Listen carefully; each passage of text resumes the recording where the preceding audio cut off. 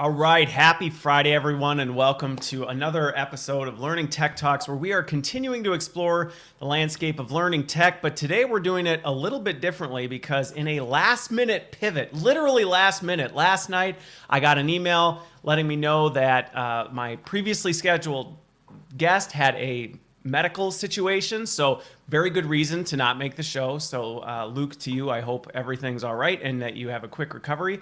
But Ben Eubanks was so kind to take my text last minute when I said, hey, you know what, will you join me at the last minute and let's just talk about this. It's second episode of the year. It's January 2022.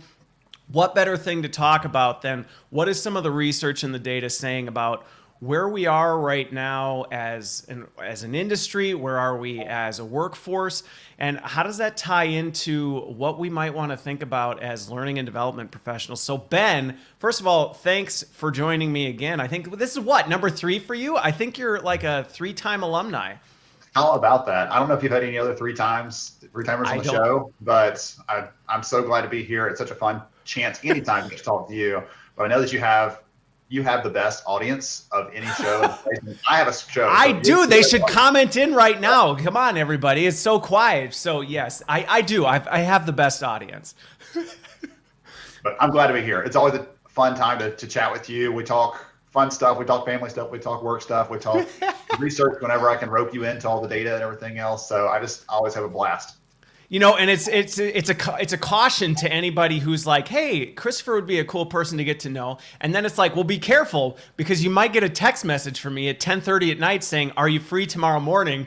And are you off and put the phone back down? Oh, I didn't see that. Sorry, Christopher. Anyway, so but before we get into it, I still, even though it's a last minute pivot, I do want to do some of the things that we want to talk about here, which is one, we got to talk about where you are because this is a different, while you've been here 3 times, people may not notice that is a very different background than we've seen in the past. So for everybody watching, you can comment in as well. But Ben, I know the answer to this, spoiler alert, but I'm going to let Ben spoil it for everyone else because you got a window I can see outside. Where are you? I am still in Huntsville, Alabama, where I'm based, but we moved to a new place a couple of months ago, and it has been wonderful and challenging at the same time. I know we're going to talk about remote work a little bit today as part of the trends conversation, but I used to have an office that was separate from the house, and now I'm in the middle of it, and so I've had to invest in some technology to help filter out crazy children, and I haven't figured out one for blocking that door back there yet, but anyway. I like it. Leave it. Leave the door. I don't, that's kind of nice. I got to say that's nice, but yes, it's an adjustment. My kids always blast in from here, so people can always tell when somebody's standing at the French door. When the karate chop comes across like that, we know what's happening. I know. Yeah. So I don't have soundproofing either. I'll need to do that. So, okay. So anyway, that's where we are. I'm where I am still, but this will actually tie to the next question. So Ben, for you, we're talking about 2022. Any big plans you have for this year? I know one of the things that's accomplished, you have second edition of your book out, but any big plans for the year? Goodness. So we at Lighthouse are publishing a bunch. Last year we published a bunch of research. It's weird because in 2020 I put a pause on everything because no one cared about what happened last week. Things were moving too quick, and so we went all in last year and going deeper this year. Already have a couple studies on the agenda and things, so I'm so excited about that. That's always a blast for me. Somebody I'm professionally curious. I just like to turn the rocks over and see what's underneath. And when I was working as a practitioner, I'd have a question and I'd be like, wish I knew that, and it would just kind of flitter away. And now when I have all the questions, I write it down because occasionally I'll have a way to get an answer to that. I'll have a way to put into a study. I'll have a chance to ask that of somebody who's incredibly intelligent and good looking like yourself. I get a chance to do those kind of things. So I love the research, and that's what I'm most excited about this coming year. As you said, the new edition of the book is, I got to show it, right? So you have to. That's like one of the rules. If you have a book, you got to like hold it up in the camera. That's just everybody. So the new edition of the book is publishing in the U.S. next week, and so that's been a long time coming. And goodness gracious, there's so much good stuff. I can't wait for what this year holds. Last year was the best year yet. just based on the work that we did at Lighthouse and everything else, I've had so much fun. And to be in a new place, to have some new stuff going on, I'm giddy with excitement, we'll just say.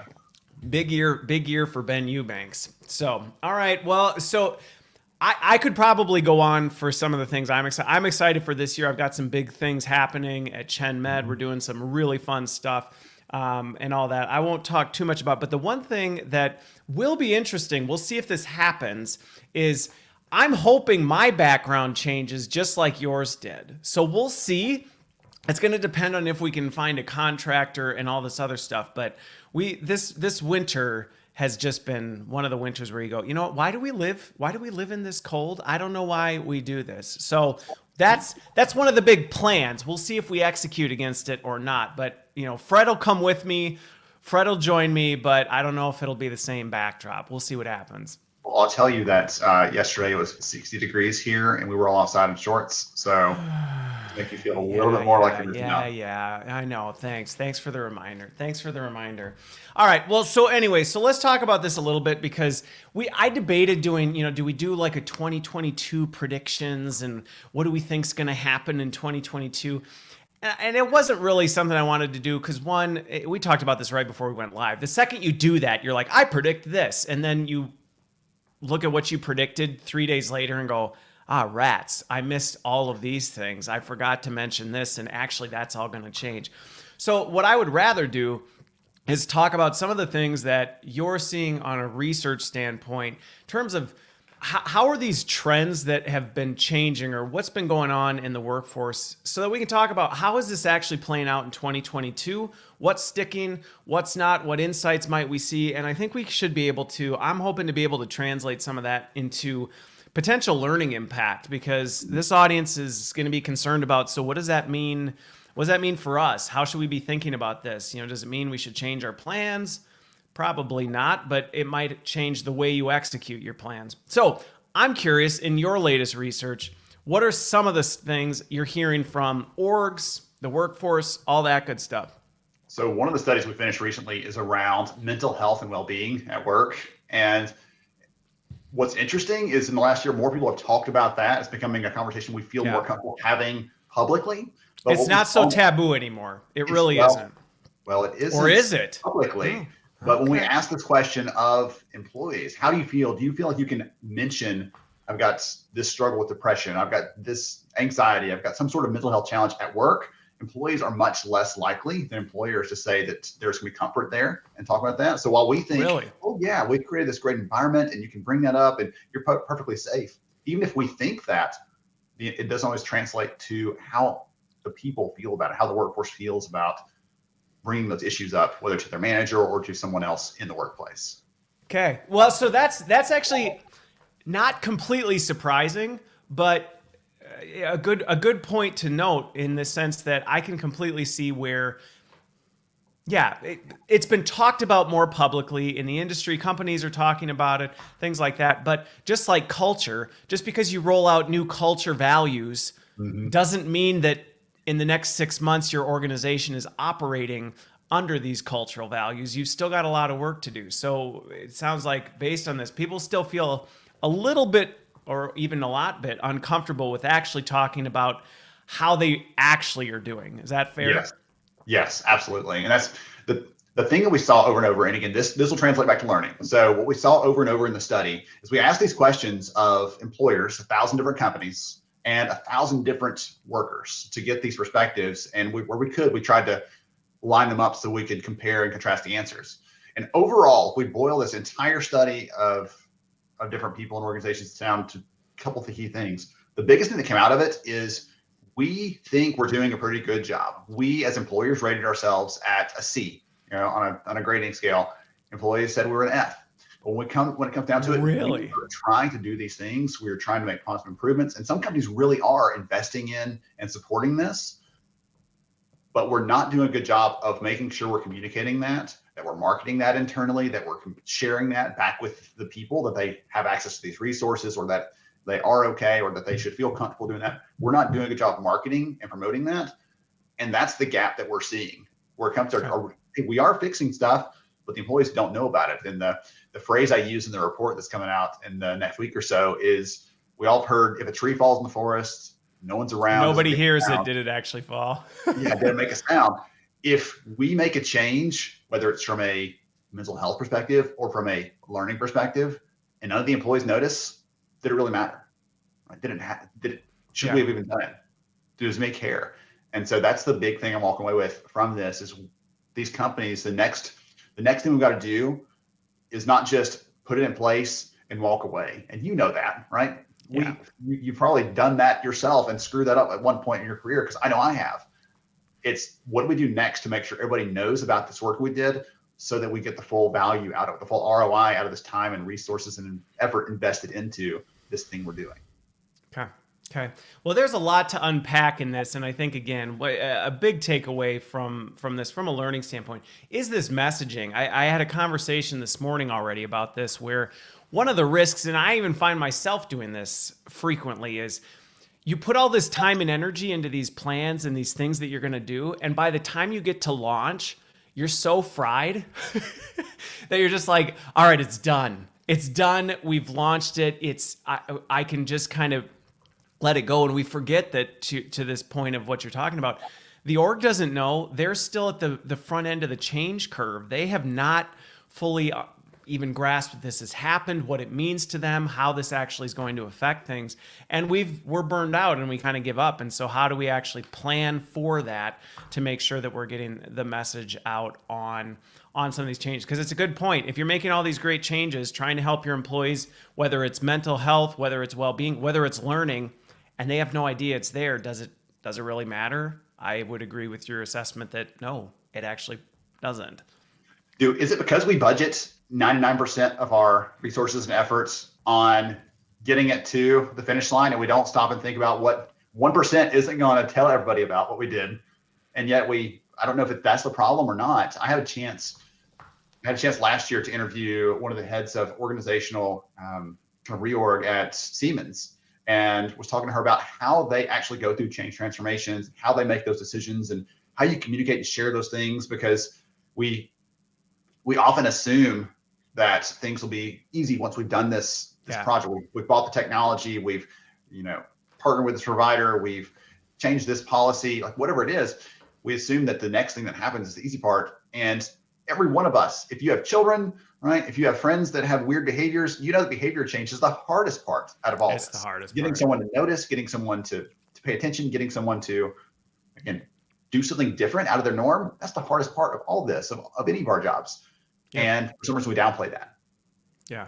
Well, and what's interesting about it is a simple kind of action. Like if people are like, so what can we do? One thing, and again, this isn't like, oh, this is expertise coming from a well of wisdom. It's just something I tried over the years and it worked well. I've actually found shifting up the team as you get to implementation has made a really positive impact for me.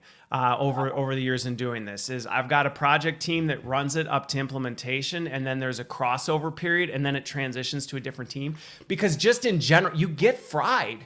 Like some of these big projects that are 9, 12, months in planning and doing this, you get to launch and your nerves are frayed. And you're like, I honestly, if I never hear this project again, it will be too soon. And I mean, it's just reality. And so actually bringing somebody in and getting that fresh perspective, because that's the other thing. When you get to launch, you've been on this thing for so long, you forget all the things that you didn't know a few months ago, or things that were important and all this stuff, because you're there. And so you're like, hey, yeah, if we just send an email and tell them go here, they'll get it. Because you'd forget how much you've been involved. And so I found doing this kind of crossover team that then takes over post-launch has really made an impact, because to them, it's all still new, it's fresh. They're coming at it with the same vigor that an employee would. And so the desire to kind of push things forward and say, hey, how do we keep doing this? I want to keep learning about it. Because you get a little snarky. You get to the end and somebody's like, I don't get it. And you're like, oh, well, that's your problem. You should have been paying attention. Versus somebody new's like, yeah, that's a good point. I don't get it either. Let me ask more questions and try and do that. And again, some people don't run into that, but my experience has been time and time and time again, shaking up the team a bit can help a lot with carry that forward. I like that idea. And yeah, I forgot about the concept of like experience blindness in this, but the closer I am to something, the less you forget what it was like to be a beginner or to be new to the idea or to new to the concept. So the longer you've known it, the harder it is to reverse back out of that and say, oh yeah, when I was new, I didn't know what I didn't know. And Exactly. so I love that perspective on it too. I think that's a really great point. Yeah. Well, and so this, who knows where we're going to go with this, Ben? We said we have no idea where we're going to go. But the other one that as you were talking about this trend on, well-being and people feeling comfortable with where things are at, there's this communication piece. But one of the other ones that I continue to see as an opportunity for leaders, especially, is we don't always model the things that we say we want to see in the organization. So I just even think of this well-being. We talk about, we don't want people to be burned out, and we want them to take time, and we want people to talk about how they're really doing. And then we present and posture with this, everything's great, I love everything, I'm perfectly healthy, and I work 19 hours a day and love every minute. And it's like, and you wonder why the rest of the organization is going, yeah, I don't really know that I feel comfortable saying that I'm barely hanging on by a thread right now, or that, things aren't quite as peachy as we like to say. And also you'll see this in sentiment pulse surveys too, where people will just say it's all great because I feel like I can't actually, because the expectation being set is not that of vulnerability, of, things like that, transparency. Well, one out of two employees in the study said they really desire to see that in their organization. They want to see their leaders not just giving it lip service, like, oh yeah, we care about that, here's a benefit, or yeah, we care about that, go let someone handle that for you so you can get back to work. But I had a struggle, here's how I dealt with it. If you've got that struggle too, we are here for you, right? We support you in your endeavors, not just because you're trading dollars for hours with an employee, but because we care about your well-being as a person. Employers sharing that perspective, that's such an uncommon thing that it stands out when you have someone who does that from a leadership perspective, as you're saying. So I definitely agree with that one. One of the other things we saw in there, all over the place in terms of what people prefer and want, employees, when we asked what was the best way to support this, or how can you support mental health at work, there's tools and there's resources and things like that. But the number one thing that employees want was flexible schedules, having some more flexibility in how work gets done, how I get to accomplish my goals, how I get to make things happen at work. That was the number one thing that they asked for. Employers rank that 1, 2, 3, 4, fifth in terms of priority. So it's pretty big. I mean, you can, if you're looking at just numbers, that can sound like, oh, 1 in 5, like that's not that far apart. Yeah, if you're talking about a list of 100, that might not be that far apart. But how many were in this list? So 1, 2, 3, 4, 5, 6, 7. So the employee said, "Hey, this is number one for us." They were 39%. Yeah. So out of 7, 1 versus 5. Yes, it's a pretty big. That's a pretty big disparity. It's a gap. There was lots there, and what's wild though is every other answer was only 2 or 3% apart. So we're very much in alignment from an employer perspective, how we see the world and how our people see it in terms of the things that would help them. They were almost in lockstep through that. Okay. Except for that one. That one was radically different. They said, we really think this would help us with mental health. And employers said, not a big deal. You'll figure it out. We'll give you some other stuff, not the thing you're asking for. We'll give you other stuff, just not that. And maybe you can get that solved. And so again, some examples there where part of this value from this whole thing comes from communicating. And communication is never a one-way street. It's also let's listen to people and find out what they want.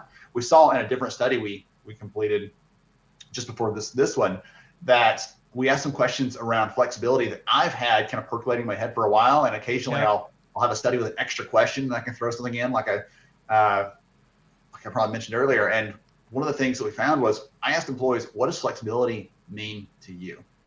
Because when I ask you what flexibility means, our heads usually, as talent leaders, as development leaders, our heads usually go to, well, where someone works, right? We've talked about that for a long time. Flexibility means where you work or the hours. It means location. Yes. That's what we think a lot of times. That's where we gravitate. So when I asked employees that without any preface, without any prompting, It doesn't. location, where I work was fifth on their lists. Number one Yeah. was more control over how I get my job done. Autonomy. Yes. Yes. So that's, and I think this is something that is really worth, some of the comments coming in talking about this, I think is, JD's talking about burnout. And I think this point of recognizing flexibility, I think this in many ways has been an opportunity we've missed. Many orgs have missed. In terms of, I've even heard in conversations, we won't get specific because I'll get in trouble for that, but I've heard in conversations at roundtables and cross-company things where some of the attitude is like, well, they get to work from home. And it's like, okay, you can still make a work from home environment really, really, really miserable for people. I've talked to some employees where it's like, my webcam is on and being monitored from this hour to this hour. Wow, that sounds pretty terrible, but you can pat yourself on the back and go, well, we let our people work from home. I mean, granted, they're chained to their desk, and we ask them, where were you for those 5 minutes between 11:15 and 11:23?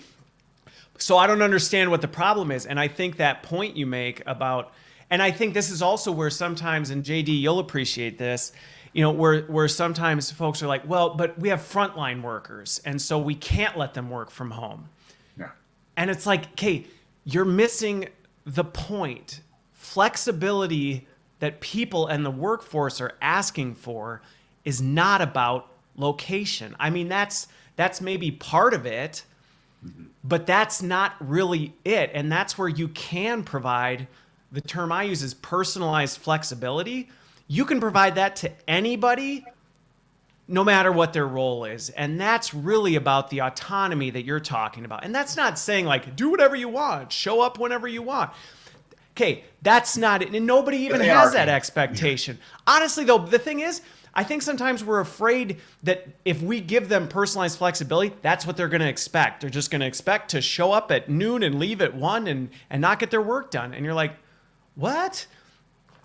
Is there a percentage of the workforce that might act like that? Yes, so fire them. I mean, there you go. Fire that percentage. But really, a majority of people really want to bring their best selves to work. They want to work and demonstrate value. And so personally, every time I've ever seen where you empower your workforce to say, hey, here's what we're doing to give you more autonomy, I'm always blown away by what I get in return. And honestly, it's always 10x what I gave to them. It's always a tenfold return on that. But breaking this idea that flexibility means location, it's interesting that it's fifth down in the research for them, that it wasn't it. Yes. Well, the way I always put it, because you were talking a minute ago about where we work. I don't know, have you ever had a job in your early career days potentially where you were food service or retail? Have you ever had one of those jobs? Yep. Okay. The first job I ever had, I was driving a delivery truck around. Okay, so I've had those jobs, and I never once said, you know what would be great? If I could do this job from my couch. That never occurs to, choke on your water there. No. That never occurs to them. That's not what they're looking for or what they're asking for. They're saying, trust me a little bit. You hired me because you thought it was best for this job, and then you say, I'm going to take away any freedom that you have because I don't trust you to do the job that I hired you to do. Yeah, I remember, so I early in my career, I worked construction. I built golf courses, okay? So you want to talk frontline work. I was a construction worker building golf courses, using heavy equipment, doing all this stuff. And similar to that, I never went, boy, you know what really gets me out of bed in the morning? If I could, get in a bulldozer and carve out the green from my couch. Like, I did not think that at all. But what either engaged me or disengaged me was whether the foreman or one of the leaders at the course at the time was saying, I need you here at exactly this time, and then here's your list of 10 things to do, and I'm going to be sitting on the hill, like watching how you're performing and challenging every. And you know what? I trust you to figure out the best way to do that. I will check in with you to make sure that, you're doing those things, and I'm here to help, but I loved it. I mean, I'd put in 10, 12 hours without thinking about it. And I also knew the good ones, the good leaders, were the ones that were like, if something blows up, It's okay. Like, talk to me and we'll figure it out. And, there were times that I'd have to go or come back, but I knew I had the ability to work through that. And again, it wasn't about working from my apartment. Mhm.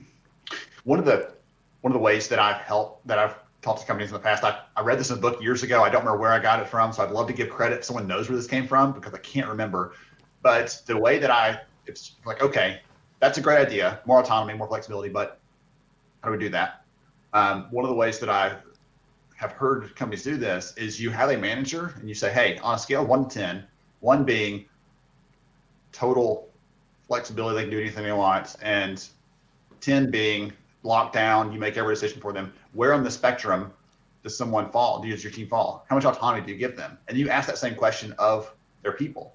And almost always you'll see some sort of gap between them. Big divide. And that gap is your opportunity to coach, to develop, to help them understand how to loosen the reins a little bit, or how to give a little more freedom, or how to trust the people a little more. And if you don't, again, as you said a minute ago, if you really don't trust them because you don't think you're the right person, why in the world are you keeping them? You're making that's a performance management issue. That's really a performance. And again, I'll bring this one up because I think Scott's made a really good point on what we're talking about, that there's a huge correlation between the trust that you have with your employees and the flexibility you're willing to provide, and vice versa. The flexibility you receive is directly connected to the trust you have with your leader. And I love how you frame that up in terms of, the opportunity that you have between there, because that's your development gap as a leader, is to say, okay, and there have been times even in my own career where that gap has been a perception thing.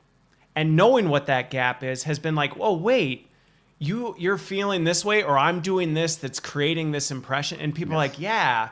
And you're like, I had no idea that was really the expectation I was creating.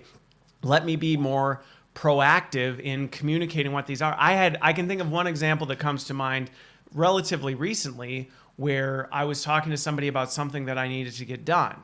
And it was just in my head, it was really clear that this is just a, hey, when you have time, get to it type of a thing. And don't let it, I don't want to see nights and weekends, blah, blah, blah. And this person was killing themselves over it. I mean, and we had that conversation, and it was, well, because it was coming from you, I had an expectation of this, and my expectation was vastly different. And having that conversation and being more proactive and saying, hey, I just want you to be crystal clear. This is not what I mean. This is not my expectation. So please don't do that. And you know what? If you get into it, turns out it's going to be a big, hairy mess, just tell me, because this is not something that has to get done. This is more of a nice to have. Those kinds of things. And again, that's how you can identify that gap. You can start closing it and bridging that correlation between the flexibility your employees in the workforce want and the trust that you need to build to get there. There's so much in this that we could touch on. I love that example, right? I love the piece of that. One of the other ones in that list, though, I gave them some choices about what does flexibility mean. I wanted to make it, I didn't want them to only have, autonomy or physical location. I wanted to give them a lot of choices. So there's things about pay and benefits and things like that in there. But the third thing on the list, halfway down, was options about how I share ideas in my company. How innovation happens at the company, because a lot of the research that I've read says innovation doesn't happen at some far removed executive office where someone says, I've got the light bulb moment. Here's the idea. I'm working right next to the assembly line, and I say, you know what? If we just made this little change, we'd be 3% more effective. How dare you, Ben? How dare you imply that innovation is not happening in the genius executive conference room? I'm offended by such a suggestion.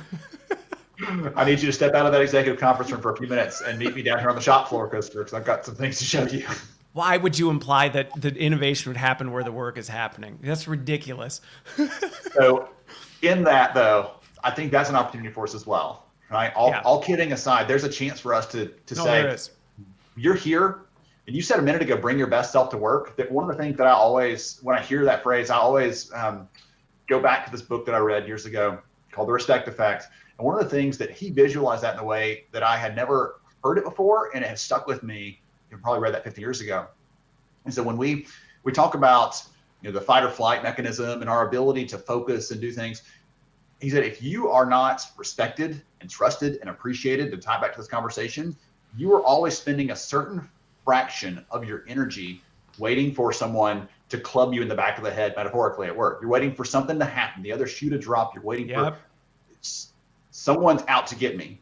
But when you feel like you're trusted and you feel like you are respected and appreciated, right? The DEI conversation of we see you, you belong here, we want you and what you have to bring. You can turn 100% of that creativity, of that effort, of the experience you have into the work you're doing. That truly is your very best self. Instead of saying my best self minus the 10% I'm using as a radar to make sure Christopher doesn't sneak up behind me and take credit for this idea, right? Those kind of things. Yeah. Well, and I'm going to say this, and then I'm going to bring up Tracy's comment because I think it ties to two things that we can tie to learning and development. But I think we don't give enough credit to how much that percentage actually eats into the workforce's performance, because it really does affect workforce performance when you're watching your six. You know, you feel like you always got to look over your shoulder to make sure nobody's about to, like you said, come club you in the back or, you know, take your feet out from under you. And not only is that a distraction, but it also changes your behavior, because you're going to make decisions on, well, I got to watch out for me. I gotta, be in this for me. I can't sacrifice for the sake of the team, because if I do, it's only a matter of time before somebody takes my knees out. And this shift in your actual performance and your judgment, your decisions, the way you prioritize. I mean, this actually has major ripple effects on workforce performance that I don't think people always take into account. Because even if you get people to accept the distraction piece, they're like, well, I mean, they might be a little distracted, but they only have the attention of a goldfish anyway, so it's not that much. You're like, okay, first of all, that's not even a thing. But also, like, you're totally underestimating it.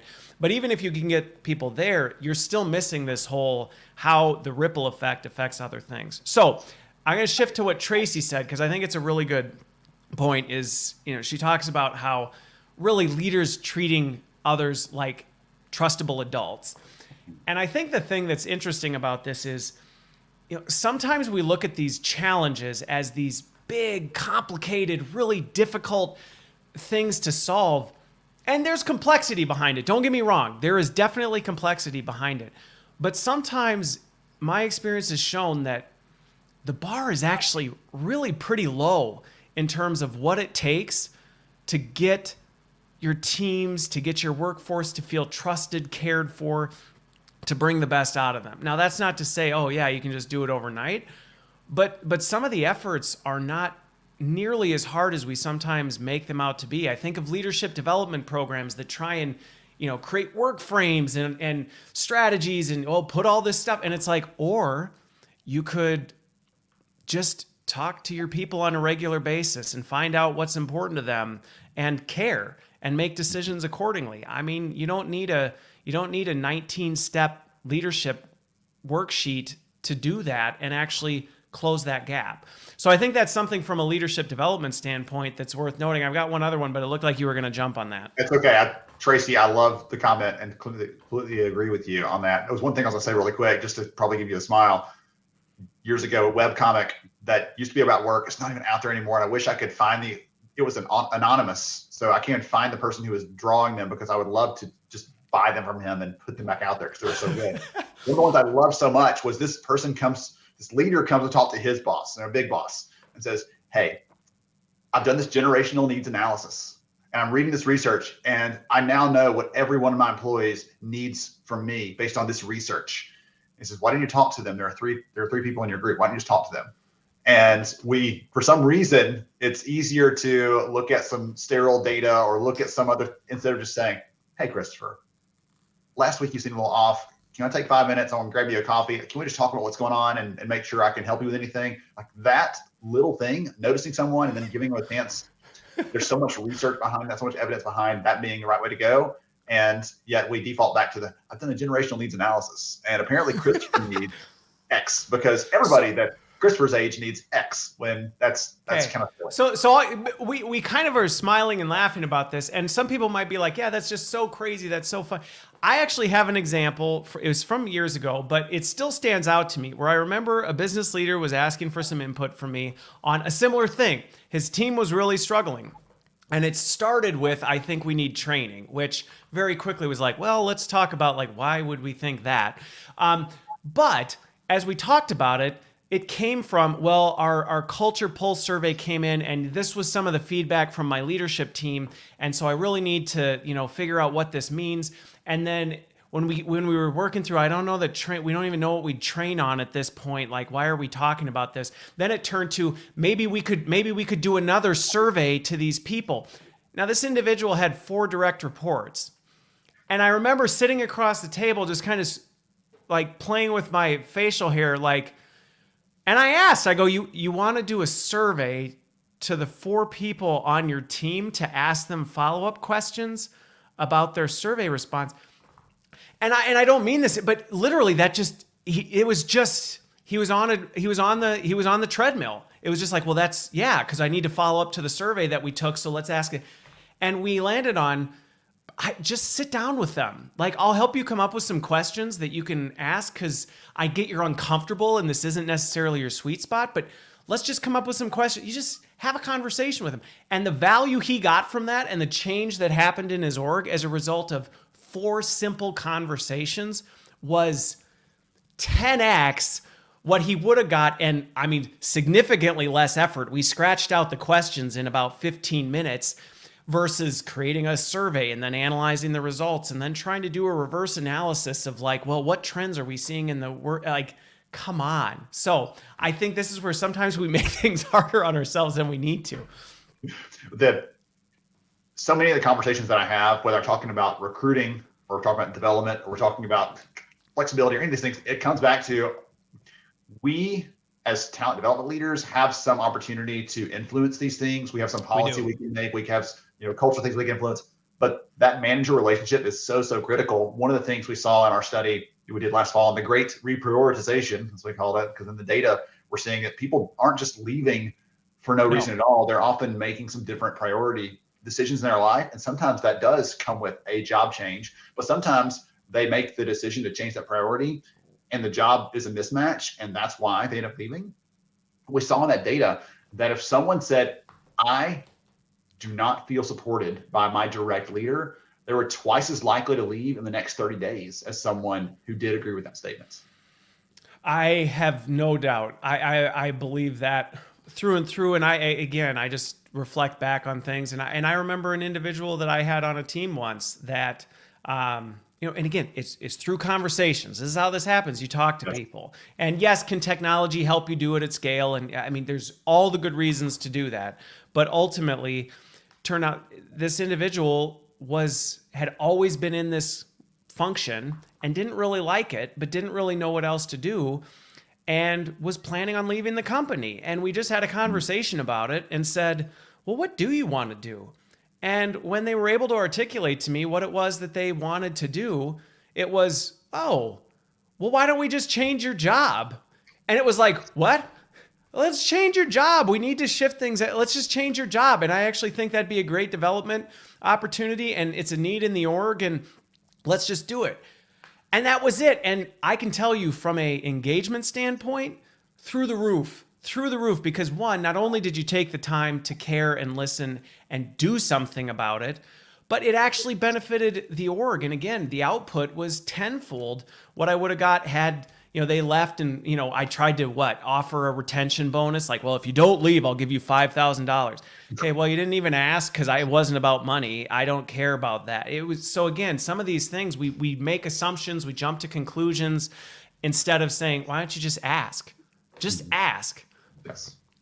That comes full circle back to the flexibility thing. That was the biggest takeaway that I saw, is we need to be asking our people what flexibility means to them, because for some, depending on who it is, that might fall more on that. I want to just be able to share ideas when I see them. And I don't want there to be 57 hoops to jump through, or I don't want someone to say, yeah, just get back to work. Cause I had that in one of my HR positions in my career, where I said, you know what? I've looked at all this research, all the data. If we did this thing, we could probably drop our turnover by 10%. Yeah, we'll talk about that next month. Get back to work. Seriously, it costs us money today because we didn't make this decision, and tomorrow, and the next day. Like, let's look at this. And anyway, all right. You said there's other. No, but I think the important point about this is, I think sometimes we're afraid to ask because we're afraid of what they're going to say and how we'll respond to that. And as I think of the example you just gave, and I can think of a time where someone, it feels like a job interview. Tell me about a time but I can think of a time where someone brought an idea. It was a good idea. It was a legitimately good idea, but we weren't going to do it. But there was a strategic reason why, and it was all it. But I could easily see where I'd be afraid to ask or listen to that input, or just quickly dismiss, like, we're not going to do that. Because in my head, it makes sense why we're not and all this. And ultimately, we had a dialogue about it. I explained my point of view and why I was thinking about things the way I was, and how there was a great idea, but how we needed to think differently. That individual then went back, tweaked things around based on the feedback that I had shared, and came back with an even better idea that did work.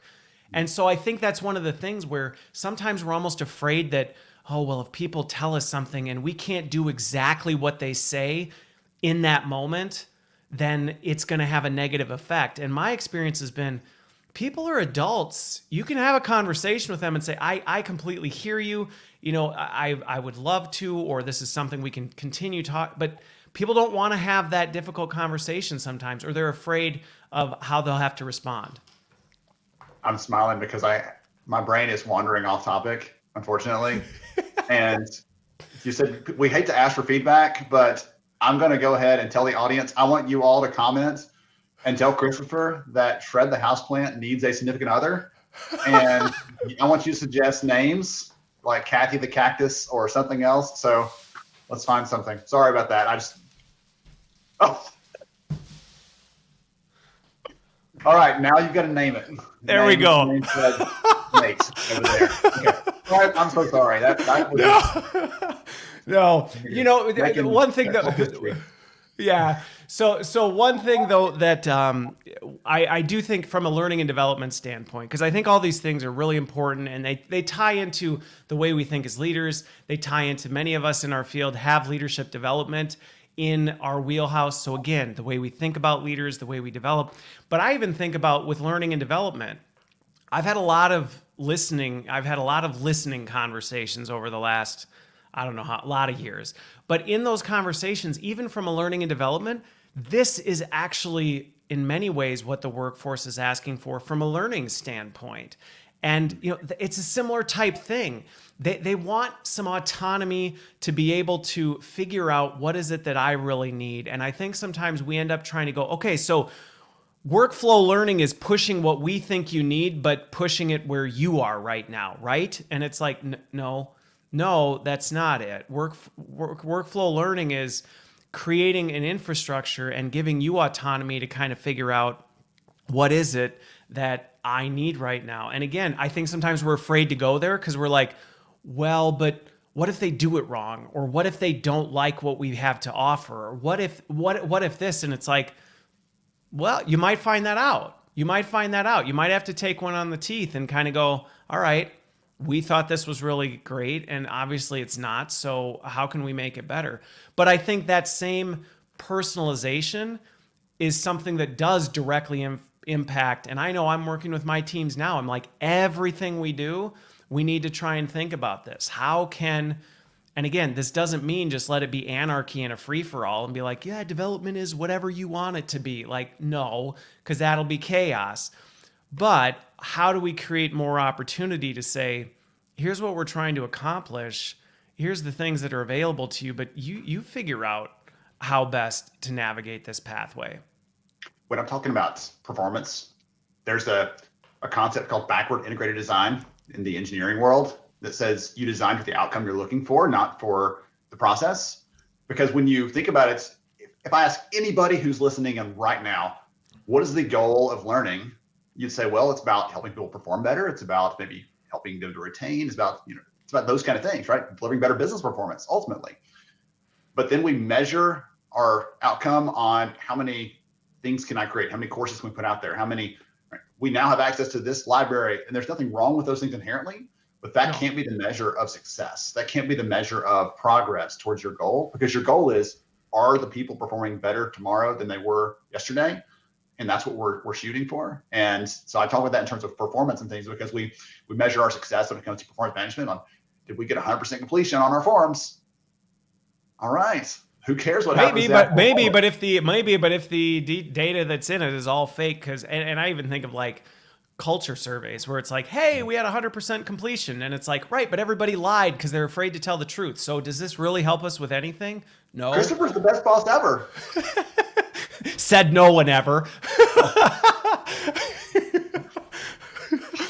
So with that though, you know, one other thing that I'm want to kind of tie back to this disparity between flexibility as a priority for organizations and flexibility as a priority for organizations, because I do think this ties to something when we think, and again, I think there's ties to this from a work standpoint, there's ties to this from a learning standpoint, but this whole concept of hybrid, okay, you know, when people say, oh, hybrid work, hybrid learning, hybrid this, I see this conversation fall into this argument over, you know, well, working at home or working in the office. And to me, it's again similar to, well, that's not really what we mean by flexibility. To me, that's not really what we mean by hybrid either.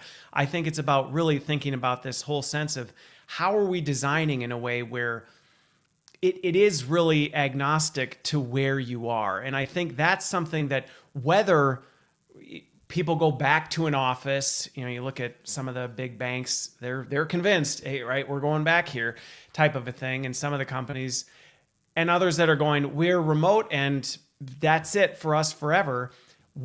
Or a lot of people are in between. It doesn't matter.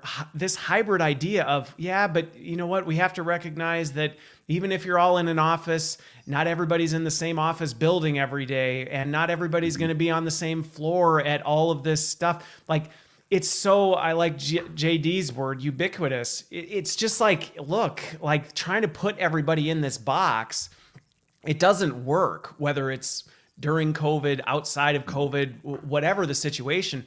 And that's a fundamental shift in the way we think about work, learning, flexibility, leadership. I mean, it literally has ties to just about everything. Being able to understand our people at a fundamental level. And again, that boils down to those conversations with their direct leaders, because we can't understand and know once you get past a couple dozen employees, like no one can know what everybody needs or wants or craves. One of our studies a couple of years ago, the big takeaway that I came away with in this, it was an experiment where we gathered data from 1,000 North American workers, and then we took that data and we passed it around to a couple consulting firms and said, hey, tell us what's going on with our people. And they say, well, 70% are stressed or 50% have trouble with their manager. But that's all we got, just like a high level overarching kind of view. So every time they did that, they'd say 70% of your people are this, they disregarded completely anything that made any of those people very specific. They may have issues with stress at work, but it's because of childcare. It may have nothing to do with their manager, or it may have to do with their work schedule. It may have nothing to do with. And that's where I think the technology piece of this bigger conversation comes into play, because we can't do that. We can't understand that nuance level. And there are tools that can help us to get that insight and to figure out a more granular approach to what people need from us as employers. Because the second I say 50% of our people are this, if you are not one of those 50%, your voice does not matter. You're excluded. You're fully excluded. Yes. You don't exist for all intents and purposes in that data set. So that was one of the big takeaways that came from a couple of years ago. And there's some fun stuff behind that shows when we say, well, the average employee at our company is this and that, when you actually look at the numbers statistically, the number of people who are average on more than one or two of those metrics usually is in the single digits. So when we start averaging and making big groups of things, there's a great book called The Fall of Averages. If you're a nerdy math person, it would really, put your boat, crank your tractor, I guess we'd say here in Alabama. But it was really, you'd enjoy that.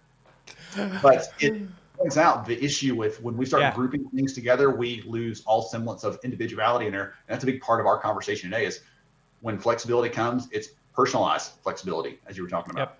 Yeah. Well, and I think, I think the point with this is that, I just even think of your example. So childcare, maybe childcare is a priority. You start lumping people into that. If you were to actually sit down with the people who said childcare, the spectrum of what they mean by that would be. So when you go, well, we heard you, 50% of people said childcare was a big issue, so we've implemented an on-site daycare. And you're like, well, that wasn't what I meant at all, because I'm not at the home office, or I actually already have all that figured out and I don't want to disrupt what I have. So you've now even narrowed further that you're like, see, we came out a solution based on what you told us. And we tried to do this one thing that will work for everyone. Are you happy? And then we're mad. And I get it. You're frustrated because you spent a boatload of money implementing on-site childcare and now nobody's using it. And you're going, what the heck? 50% of you said that was an issue. We have 2 people that signed up to use it. Like, what a waste of time. It's like, well, see, but here's where, and I think, the point Lisa brings up, I like this, is, we're talking a lot about this comes through conversations. This comes through understanding the depth of that. Now, your point as the AI HR geek is the fact that that is very difficult to scale. You have a 100,000 employee organization. To try and have those conversations with every single person and then try and aggregate that data and try and do with it what you can is challenging. And that's where the tech comes in to say, hey, but you have to know that's your intention. Mm-hmm. And I think that's the thing. The intention is we're trying to get to these transparent, authentic conversations at scale. How can we do that? And then you can start looking at, okay, so how can technology augment it? Not replace it, because it's not going to, but how can it augment it to allow us to get to that? For sure. The personal piece, right? The manager, the direct leaders, and even the things we're doing to be visible, to be present, to be supportive and helpful and build the right culture and all those things, those matter. The technology has to go hand in hand with that. It can't be an afterthought or we're going to just outsource this to that piece of technology, flip the switch on and we're all good to go. We've already covered that ground, I think, earlier in the conversation about how that's folly. So it's about bringing those things together really that's why putting the Wait, are you suggesting that if we do an annual pulse survey and the number one thing that comes back is employee development, that's the thing, that a LinkedIn Learning or a Udemy or whatever subscription isn't going to solve for it, Ben? I can't believe you would even suggest that. I don't think those words came out of my mouth. Of course, that's the complete answer. Everyone should just do thank you. Thank you. Any sort of double checking or any sort of investigation. Just goodness gracious. Hopefully, I love your phrase, personalized flexibility, though, because I'm going to probably steal that. That's fine. You took my great reprioritization. You took my great reprioritization too, so that's fine. Well, you know how it goes, right? The first time I say it, like my friend Christopher Lind always says, personalized flexibility. And the second time it's, like they always say, personalized flexibility. And the third time it's, how I always call it. I always say. It becomes farther removed as we go. I'm fine with that. I'm fine with that because really the bottom line is it gets out there, this idea that this is, and again, this goes back to what we said, I don't know, midway, halfway, some way through the show where we said, there is complexity to this. Like it's easy to kind of hear some of these conversations and go, oh, it's easy. It's not easy. It's not easy. And there is a lot of work that goes into this, and there's complexity and there's hard work that has to happen because you're talking about behavior change. And you're talking about dealing with people, which that's one of the reasons I'm in this field. I love the complexity of people. Man, it's never easy. Like what you thought worked here doesn't work in what you think is the exact same environment. And you're like, what happened? I don't understand why this didn't click. And it's like, well, I don't know. Ask. You're going to have to figure that out. Yes. So any other with like the 2 minutes left, with like the 2 minutes left, I know we're going to unpack another big conversation, but were there any other interesting things that you went, hey, as we think about 2022, here's something else. I think we've hit on some of the big ones and actually really unpacked those, but were there any other ones that kind of jumped out as like hey, here's something else that was insightful? It's hard to boil all that down to say here's one other thing coming out of this, the thing that I'm going to be doing a lot more of in the coming year is focusing on looking at that flexibility piece, because I think that's important. I'm going to try to investigate that further and try to get to one of the questions or one of the answer options. Please don't throw anything at me. One of the answer options in that around flexibility wasn't how you learn, but it should have been, right? And so that's the benefit that I get from these conversations and from interacting with people like the audience here, because it helps me to make sure that when we're doing this research, we're asking these questions of the workforce, of the employers out there, that we're doing it in a well-rounded way. So while this is fun, and I did you all right, well, add that question, because, and again, we can talk offline about how we structure that, but I think there would be tremendous value, because I can tell you from my own kind of, I'm not a researcher, but from my own conversations and just looking into things, reading about things, development is a big area for employees right now. I mean, it shows up on the list. People want development, but that's like saying flexibility. What do you mean when you say development, and why? Like, what's behind that? Is it a fear of you're not able to do your job today? Is it you're not happy with where you are and you want the skills to move something? I don't think we always have all of that detail, and I think some research into that would be extremely helpful for me and the folks on this call. So with that, thank you everyone for joining. This was a super fun conversation, fun watching all the comments. I tried to bring in the ones as best I could as we went, but thanks all for the dialogue. I'll probably jump in on some of those.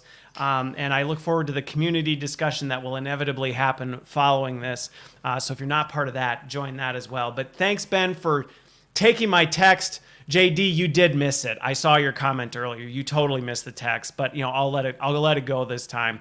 But thanks, Ben, for making it. And this was a great conversation. I hope you all have a wonderful rest of your Friday and a great weekend. Thanks for being here, Ben. Absolutely. Such a pleasure. Thank you for having me.